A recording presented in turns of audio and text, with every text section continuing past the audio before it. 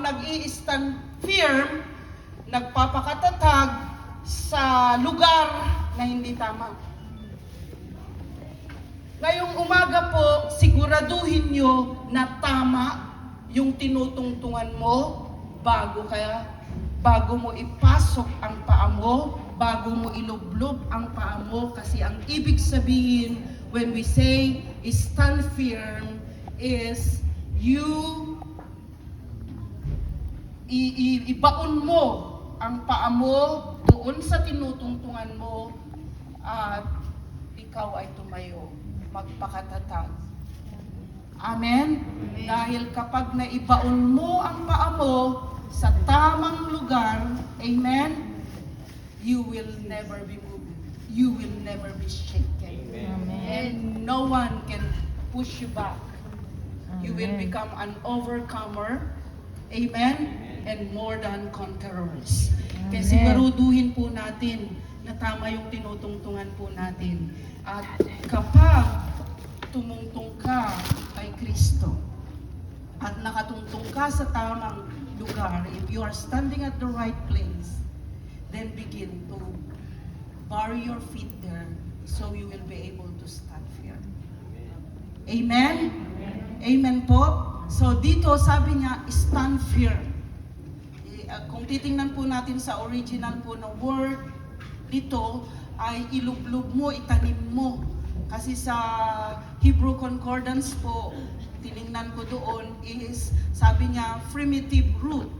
So ibig sabihin, kinakailangan na itanim, ilublob, para ito ay parang maging isang ugat ng isang punong kahoy. Amen? The trees cannot stand if they are not rooted down. We have to be rooted down deeply to the right place. Amen? Saan po ba nakabatay ang mga pananampalataya po natin? Sino po ba ang pinananampalatayahan po natin sa spiritual na lakad po natin sa buhay na meron po tayo? Amen? So when we say stand firm po, ilublob mo ang paa mo, make sure that you are at the right place. Amen. And I encourage you, as Paul is encouraging us this morning po, we have to stand firm so that no matter what may come, amen? Remember po, there are two builders in the Bible. A foolish builder and a wise builder. Parehas lamang po na dinatingan po ng bagyo. Amen? Makikita po natin the parable of the two builders po. Parehas sila dumating ang bagyo sa dalawang pundasyon na ito. So wala pong excuse. That means walang excuse. Hindi ho natin masasabi, Lord, weak ako ngayon. Wag muna ang mga pagsubok. Hindi ho natin masasabi, wait. Pas po muna, pas. Kasi ang bagyo po darating at darating. Amen? At wala po kahit pag-asa. Hindi ho niya mapipigilan yung mga bagyo na dumarating. At tandaan po natin, hindi lingid po sa ating lahat na ang sinumang na kay Kristo ay daranas po talaga ng mga pagsubok. Amen? At ng mga trials at challenges sa ating mga buhay. Pero ang sabi po ni Pablo, na sabi niya doon, we have to stand firm. Amen. Amen? At lalong-lalo na po ngayong panahong ito, dahil nandito na po tayo sa last days. Amen? Kung gaano po kalapit noon, 10 years ago, ang ating salvation, ang ating pong Panginoong Jesus, amen, mas malapit na po ngayon. Amen. Kaya po, ang sabi ng Bible, in the last days, the love of many will grow cold. Hindi po nagko-contradict ang Bible. Kaya nga po, may encouragement sa atin ng iba't ibang mga sumulat nito sa pamamagitan ng banal na spirito. Sabi ng isang writer, the love of many will grow old. Sabi dito, we have to stand firm. Amen. Amen po. Mga kapatid, masusubok tayo at challenge sa ating paglakad. Whether you are strong believer or not, whether you are pabaling-banting, darating ang mga struggles and tests sa buhay. Amen? Darating at darating po ito sa mag-asawa, nung nagpakasal na kayo ay baka mas maayos kasi yung sabi nga, maglagay na kayo sa tahimik. Pero hindi totoo yun. Lumagay na kayo sa tahimik. Di ba yun po ang laging sinasabi po sa atin? Pag mag-aasawa, lalagay kayo sa tahimik. Hindi.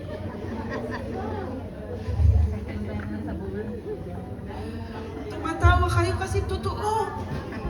Hindi naman tahimik. Marami sa mga may asawa ngayon, kung alam ko lang. Cancel. Di po ba? Masusubok, hindi ko talaga lalagay sa tahimik.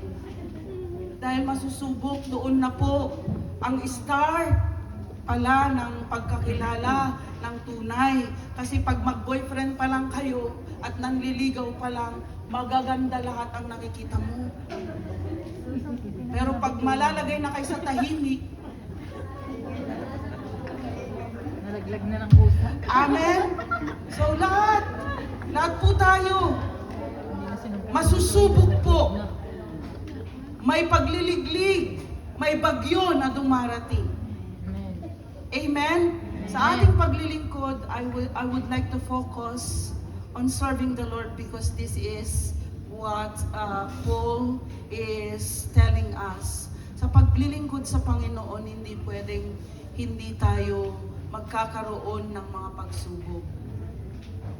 Maybe some of you are not being recognized, and that is the struggles, that is the force that are pushing you away.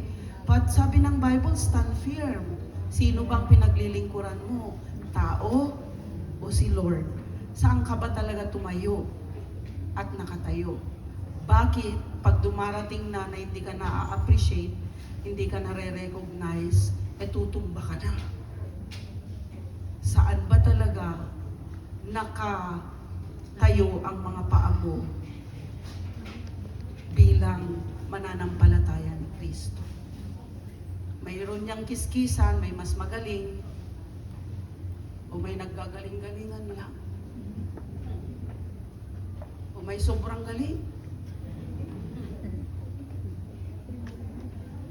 Amen?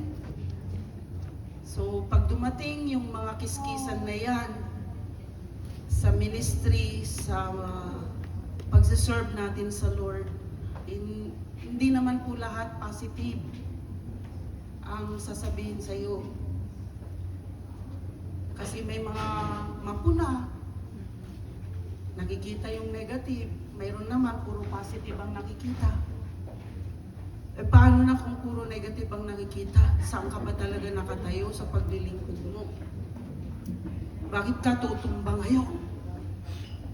Bakit mo ginagaya sa Infinita Corrales na naglilingkod, di ba? Pag yung pinakamataas na, gaganyan siya.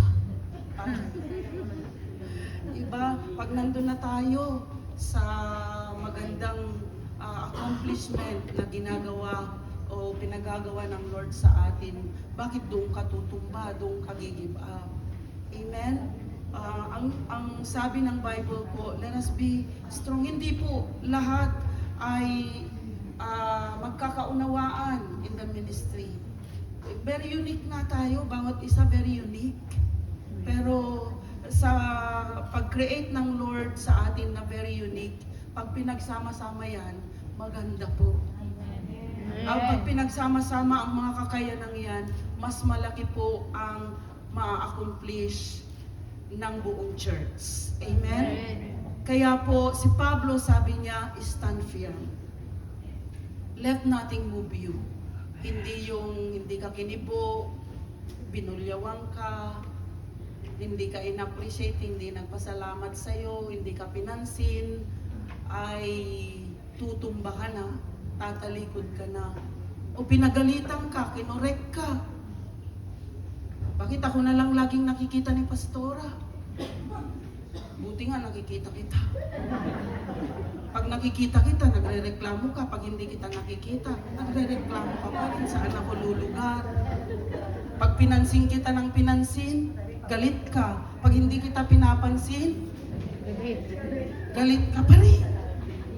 Kaya minsan, di alam ng mga pastor kung saan sila lulugar.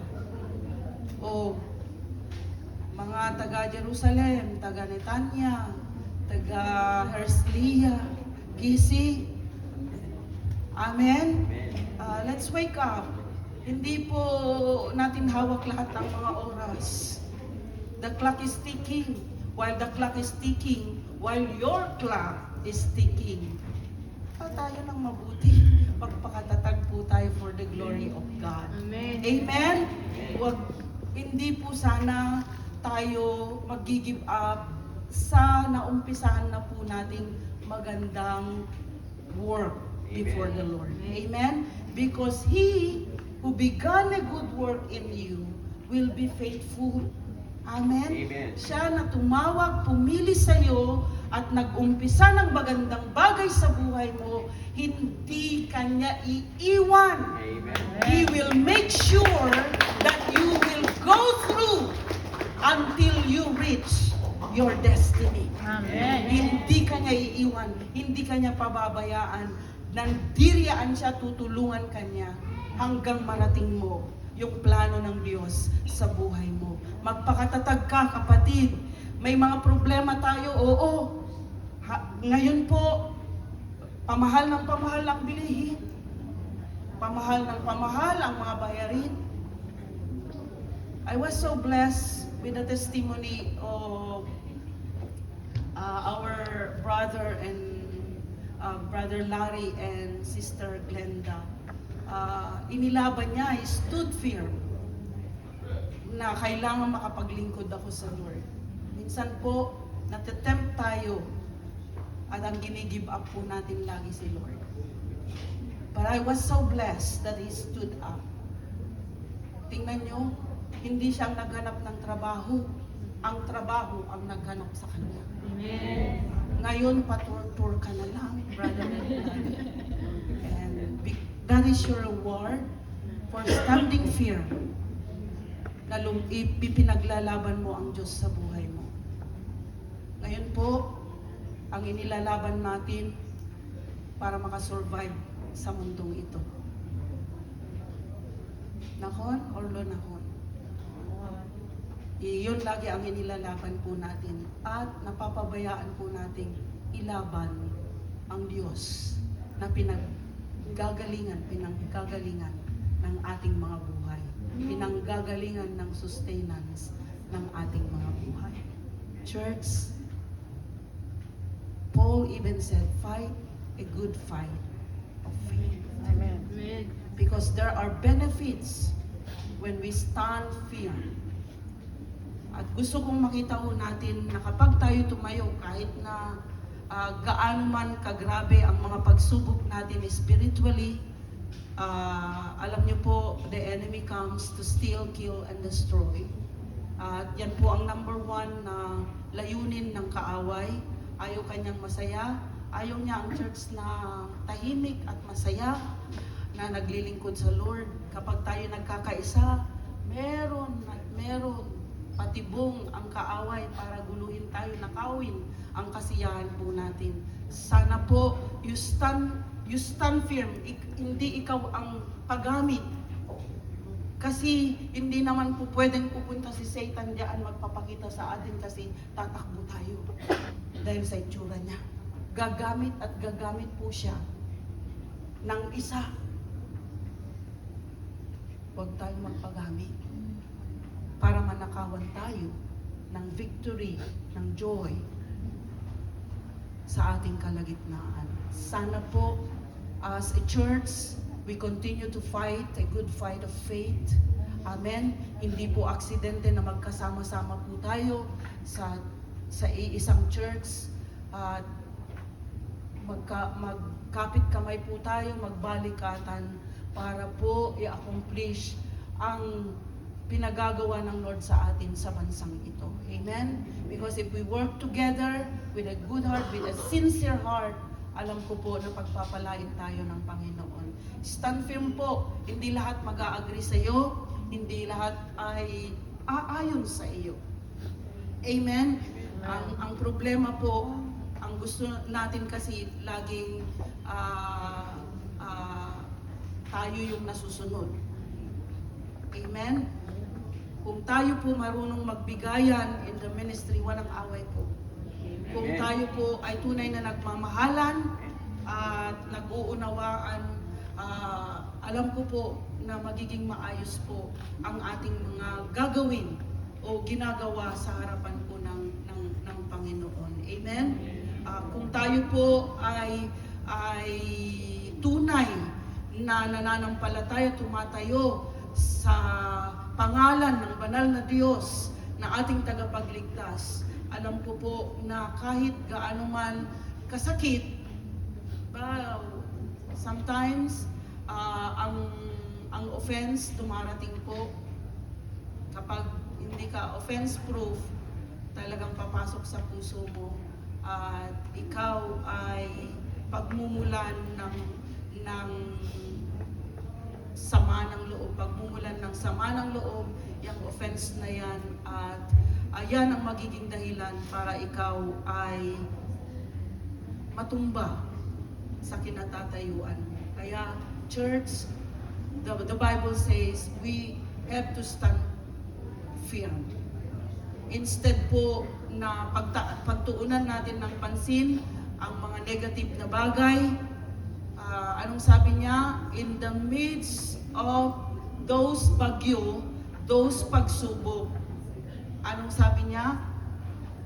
Always give yourselves fully to the work of the Lord. Abound in the work of the Lord. Amen? Bakit?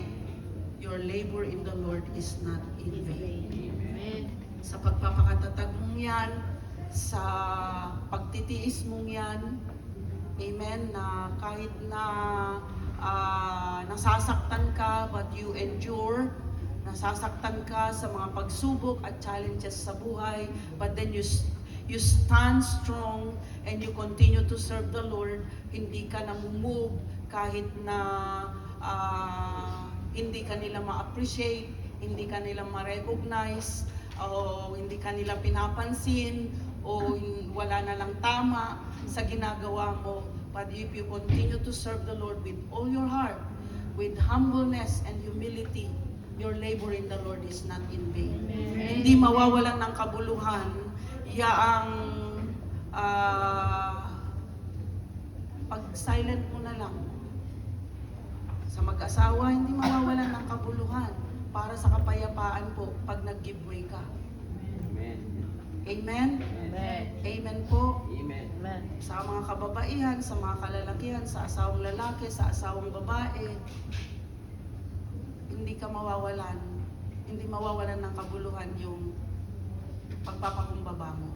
Amen. Ang mga pagpapakumbaba at pagtitiis natin, pagtikom na lang ng ating mga bibig, kahit na meron din tayong sasabihin, meron din tayong karapatan minsan na magalit, may karapatan din po tayo na magreklamo.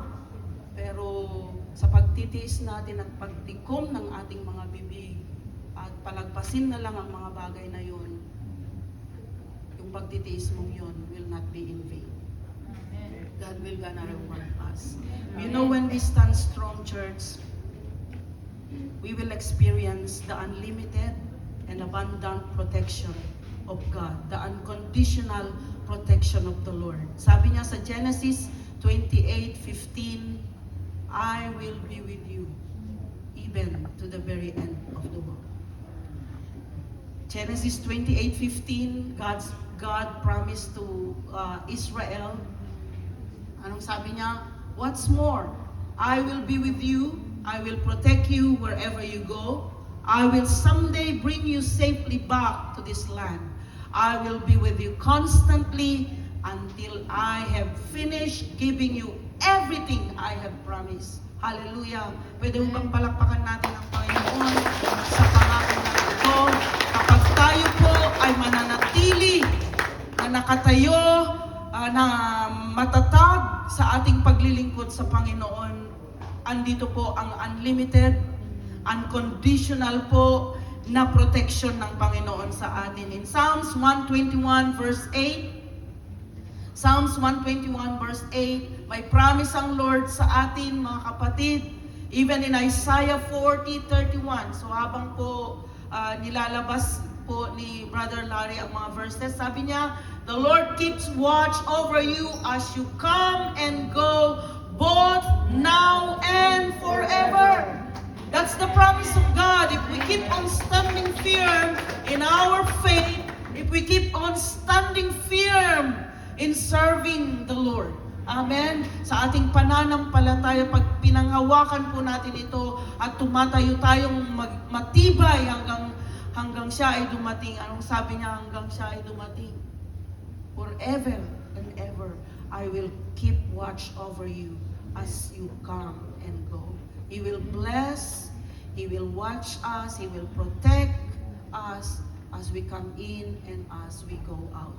Isaiah 40 verse 13, yes, there are fights, there are struggles that we can overcome, but hindi po tayo ma-excuse na tayo po ay mapagod. We get tired. But in Isaiah 40:31, mayroon pong pangako ang Panginoon sa atin na tayo po ay palalakasin niya. But those who wait on the Lord, those who keep on standing firm in His faith to God, amen, in His serving the Lord. But those who wait on the Lord will find new strength. They will be strengthened by the Lord. They will fly high on wings like eagles. Amen?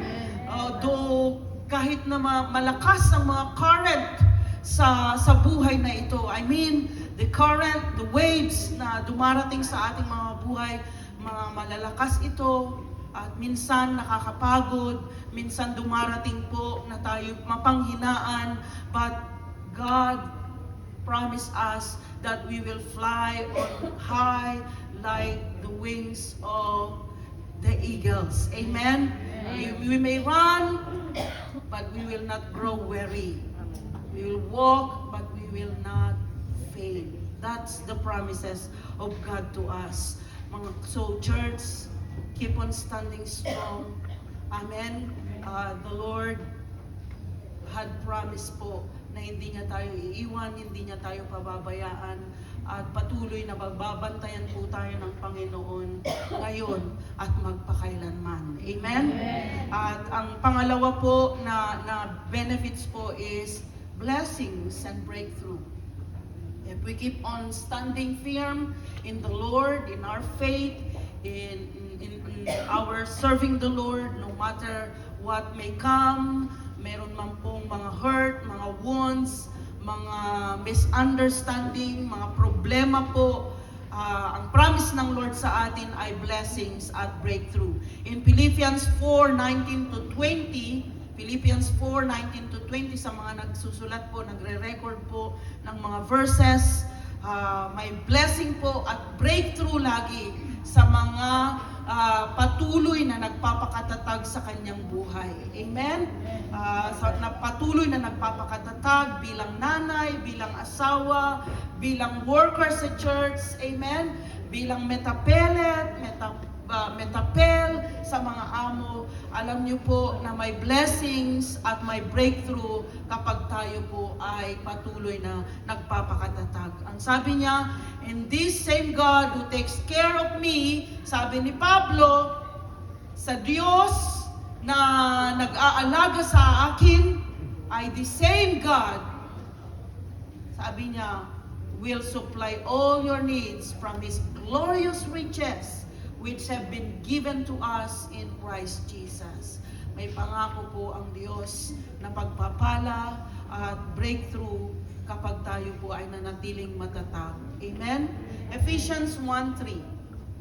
Ephesians 1:3, may promise po ang Lord sa atin. Amen?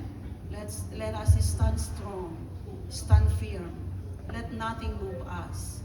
Hindi po iaalaw ang mga problema, pagsubok, at mga pagmamarites ng iba. Amen. Paninira sa atin na tayo po ay itumba sa calling ng Lord sa buhay ng bawat isa sa atin. Amen. Mahirap ding maging nanay. Hindi po ang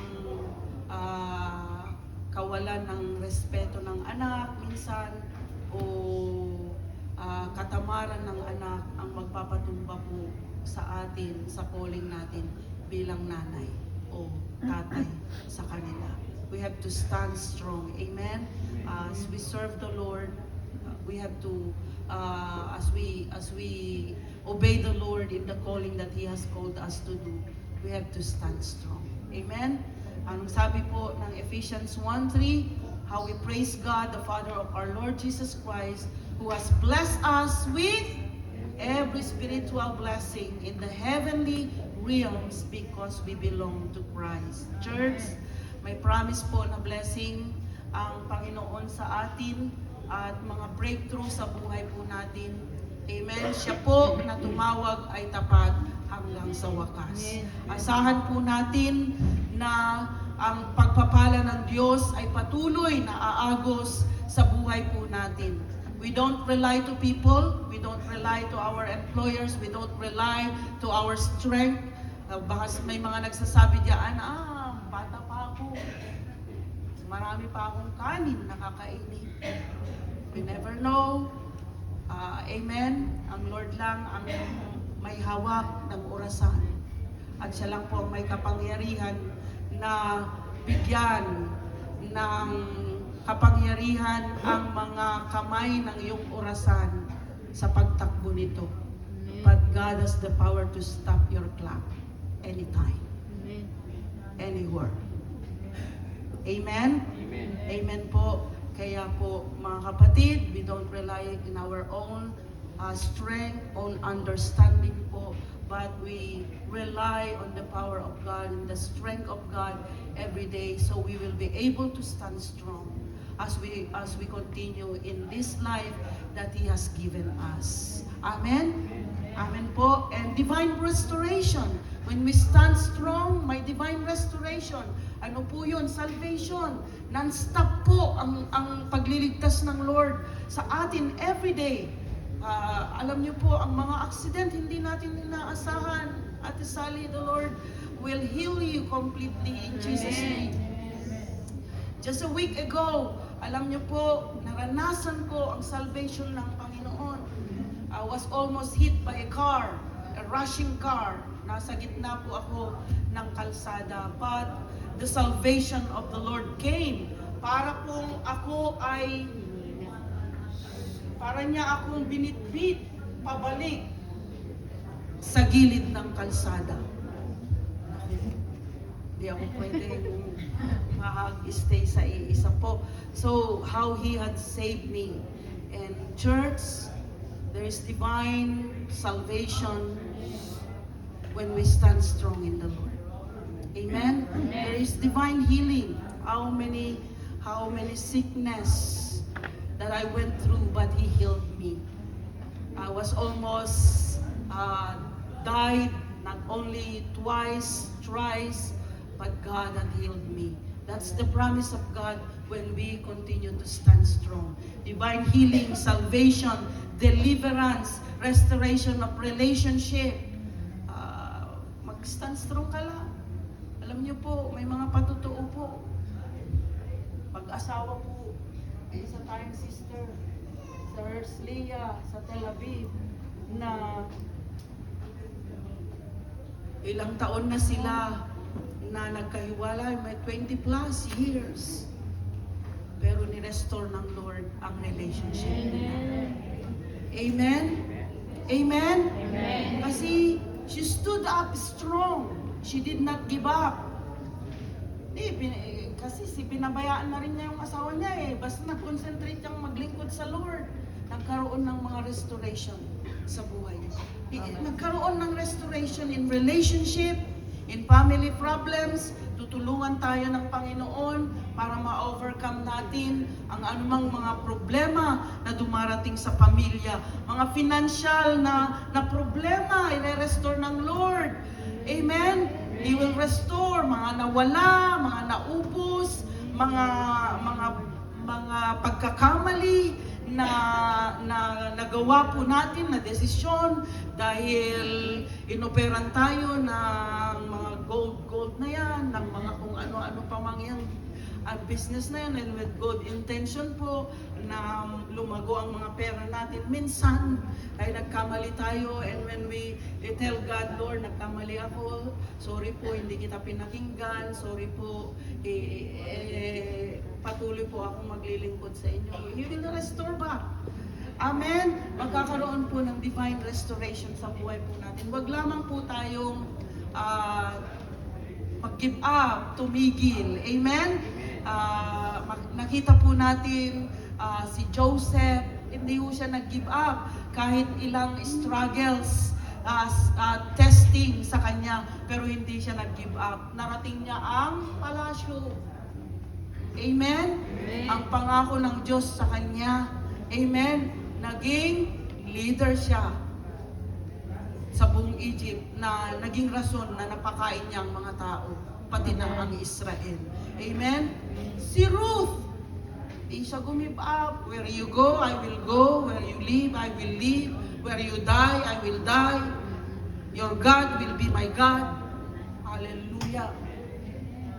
Amen? Hindi siya nagpatinag. Umuwi ka na. Sabi ng mother-in-law niya. Walang makain, siya pa ang namumulot ng pagkain. Oh, anong nangyari kay Ruth? Nakapangasawa siya ng mayaman. O dati, siya yung namumulot doon sa lupain yon. Siya na ang nagmamay-ari ng lupain yon. Amen. Hindi siya nag-give up. Amen? Si Job, anong nangyari kay Job? Naubos lahat.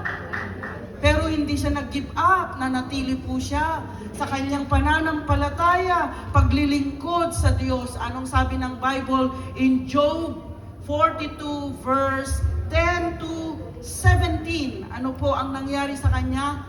Ni-restore ng Lord lahat, higit pa sa lahat ng nawala sa kanya through the testings na naranasan ni Job sa kanyang buhay. Amen? So, makikita po natin there will be a restoration. And church, if we stand strong, divine victory. Amen? May mga sometimes kaya-kaya natin ito, mapagtatagumpayan kaya natin ito. But when we stand strong in the Lord, He will give us the victory. Because He Himself said, don't be afraid. Don't be dismayed. I have overcome the world. Amen. Siya na po ang naunang nagtagumpay.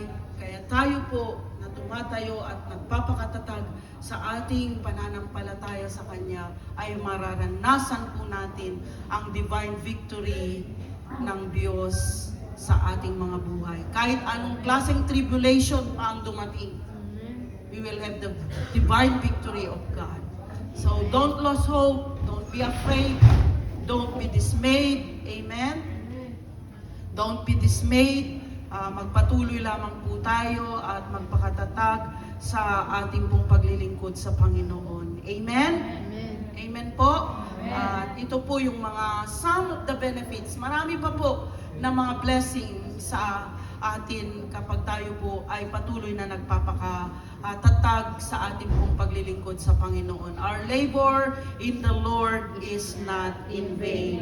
Magpatuloy lang po tayong lumago, magpalago ng gawain ng Panginoong Jesus. Amen. Huwag nating aantalahin o huwag nating i-allow ang mga problema, mga pagsubok na dumarating sa ating mga buhay, na patigilin po tayo sa ating paglilingkod sa Panginoon. Amen? Amen. Remember po that God is faithful to all His promises.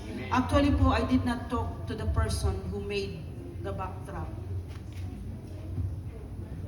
Hindi po kami nag-usap, basta sinabi lang po namin gumawa ng backdrop. But gusto ko pong makita po ninyo yung backdrop.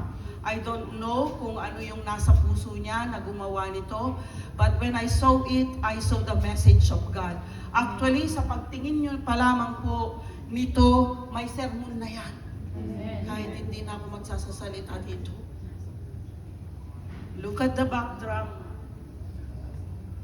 Ano po ang napapansin nyo diyan? Ha? Okay, let me tell you this. You have to be on a good foundation. In Psalm 62, verses 6 to 8, it says there that He is the rock of our salvation. Amen? If you are standing on the rock of your salvation, of our salvation, that is a good foundation. Remember the two builders, the one that built on a rock, dumating ang malakas na bagyo, hindi siya basta-basta natumba. Bakit? Kasi nasa ibabaw siya ng bato. Pag tayo po ay nakatayo sa buog ng ating kaligtasan, sa matibay na bato ng ating kaligtasan na ang Panginoong Jesucristo, hindi po tayo basta-basta matutumba. Do you know that sign? Do you know that sign? I doubt na yaang ganyan na yan, baka display lang yan. In a mathematical symbol po, that means greater than. Yung pong V na yan, na nakabaliktad, that means greater than. Amen. And the Bible says in 1 John 4:4, greater is He that is in us than he that is in this world. If Jesus is in you, if God is in you, greater is He that is in you than he that is in the world. In this world. Mga kapatid, tungtungan pa lang, panalo ka na. Pag pinapasok mo pa si Kristo sa buhay mo at pinanatili mo si Kristo sa buhay mo, greater is He that is in you. If God is for us, who can be against us? That's what the Bible says. Sino pa ang pwedeng tumumba sa atin? Amen? Amen? Napansin niyo po yung dagat?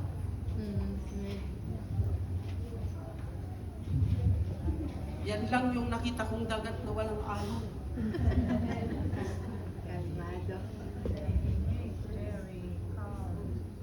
Do you know who is the master of calming the waves and the storm? Jesus said, "Be still."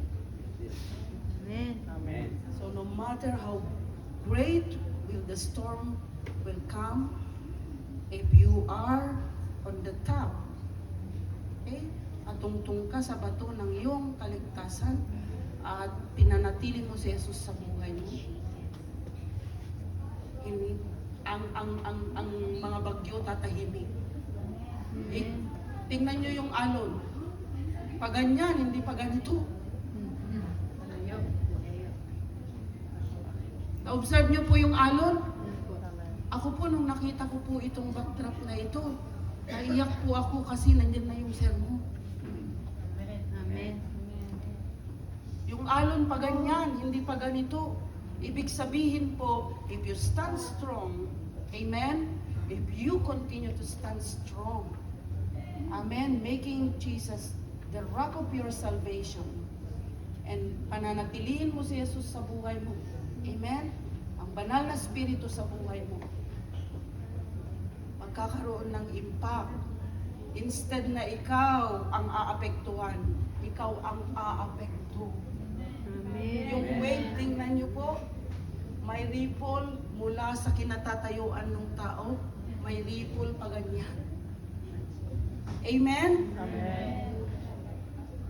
You stand strong in your testimony, and there will be effect.